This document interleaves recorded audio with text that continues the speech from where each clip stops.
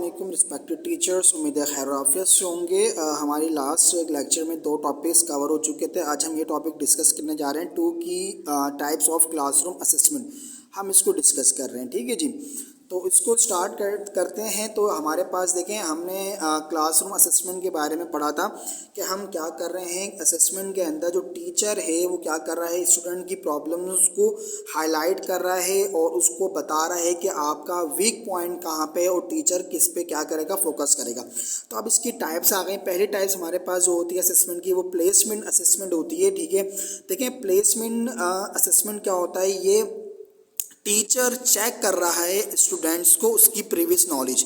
मिसाल के तौर पर मैं क्लास में पढ़ाने के लिए गया और मैं क्लास के अंदर जो है वो फिज़िक्स पढ़ा रहा हूँ, मैं पढ़ा रहा हूँ एक रेस्ट का टॉपिक।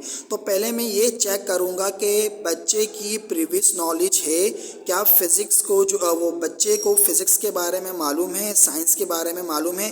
तो पहले मैं उसकी करंट कंडीशन चेक करूँगा, फिर उसके हिसाब से मैं ये देखूँगा कि हालांकि मुझे इसको ये टॉपिक पढ़ाना चाहिए या नहीं पढ़ाना चाहिए।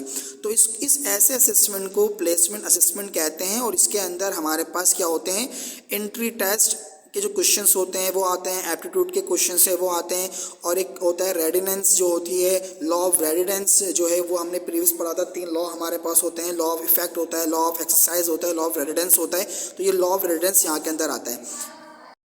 दूसरी हमारे पास जो असेसमेंट की टाइप्स आती है इसको बोलते हैं फॉर्मेटिव असेसमेंट।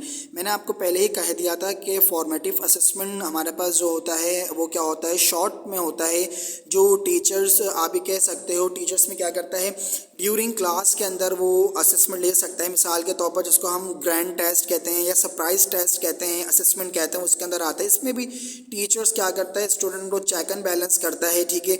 इसमें भी टीचर्स स्टूडेंट्स को ऑब्जर्वेशंस करता है, उनकी क्रिटिकल थिंकिंग करता है कि क्या, मिसाल के तौर पर मैंने एक टॉपिक मैंने जो है वो पढ़ा लिया, कोफिशिएंट ऑफ फ्रिक्शन का, फिजिक्स का टॉपिक ये, ठीक है। अब मैं पढ़ा रहा हूँ और मैंने क्लास में रुककर मैंने बच्चे को खड़ा किया और उससे पूछा कि बेटा आप मुझे बताएं कि कोफिशिएंट ऑफ फ्रिक्शन के अंदर नॉर्मल फोर्स क्या होती है, ठीक है, नॉर्मल फोर्स क्या होती है, ग्रेविटी क्या होती है। तो इस किस्म की जो मैं क्लास के अंदर ही ले रहा हूँ तो वो फॉर्मेटिव असेसमेंट के अंदर आता है, जिसके अंदर ऑब्जर्वेशंस होती हैं, क्वेश्चन आंसर होते हैं, सेल्फ असेसमेंट्स होती हैं और पेयर असेसमेंट भी जो है वो उसके अंदर हो सकती है हमारे पास। उसके बाद हमारे पास तीसरा चीज़ आई है, वो क्या आई है, डायग्नोस्टिक असेसमेंट है। इसके अंदर हम क्या करते हैं, बच्चों को डायग्नोस करते हैं, उनकी नॉलेज को चेक करते हैं, ठीक है जी।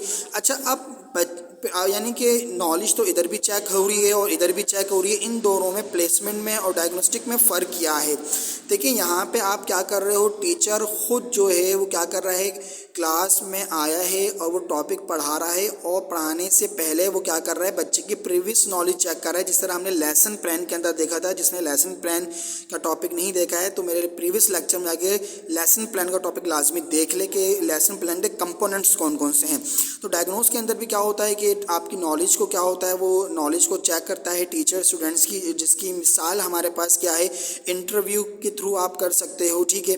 इसकी मिसाल आप ये ले सकते हो, कोई भी यूनिवर्सिटी में एडमिशन हो तो आपका इंटरव्यू होता है टेस्ट के बाद, यानी कि प्लेसमेंट टेस्ट के बाद आप क्या करते हो, आपका डायग्नोस्टिक असेसमेंट होता है, जो आपका इंटरव्यू होती है, डिस्कशंस होती है, डिस्कशन विद पेरेंट्स से होती है। इसमें समेटिव असेसमेंट भी हो सकता है, यानी कि लॉन्ग टर्म जो होता है, जो आप, अच्छा, समेटिव असेसमेंट्स में क्या होते हैं, जो आप एट द एंड लेते हो चैप्टर, एट द एंड आप यूनिट्स लेते हो, वो आप इसमें देख रहे हो। तो डायग्नोसिस असेसमेंट के अंदर लास्ट हमारे पास जो आता है वो आते हैं समेटिव असेसमेंट। ये एंड ऑफ यूनिट होता है, एंड ऑफ चैप्टर्स होता है, जिसके अंदर जो है वो टीचर्स जो है यूनिट के अंदर ले रहा होता है, आखिरी के यूनिट में, चैप्टर्स में। इसकी मिसाल क्या है, मिड टर्म एग्जाम से, फाइनल टर्म एग्जाम से। एक चीज़ मैं आपको बता दूँ, यूनिट्स और चैप्टर्स में क्या फ़र्क है। देखें, एक यूनिट्स के अंदर बहुत सारे चैप्टर्स आ सकते हैं, जबकि एक चैप्टर के अंदर एक ही चैप्टर आएगा, ठीक है। तो ये डिफरेंट बिटवीन्स हैं कि यूनिट्स के अंदर एक यूनिट्स में काफ़ी सारे चैप्टर्स आते हैं, जबकि एक चैप्टर में एक ही चैप्टर्स आता है, ठीक है जी। तो ये हमारा हो गया। अब सवाल हमारे पास ये आया हुआ था कि इसके अंदर के 2 की टाइप्स ऑफ क्लासरूम असेसमेंट, को इसे भी 2 आप टाइप बताएं जो कि क्लासरूम असेसमेंट के लिए काफ़ी रोल मॉडल हों।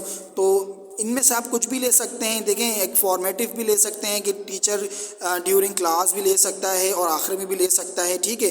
पर अगर बच्चे के अंदर कोई ऐसी चीज़ है जो आपको मीटिंग्स वगैरह करनी है तो फिर आप डायग्नोस्टिक असेसमेंट भी जा सकते हैं। इंशाल्लाह नेक्स्ट वीडियो के साथ हाजिर होंगे एक बड़े बेहतरीन से आगे टॉपिक्स हैं फीडबैक वाले।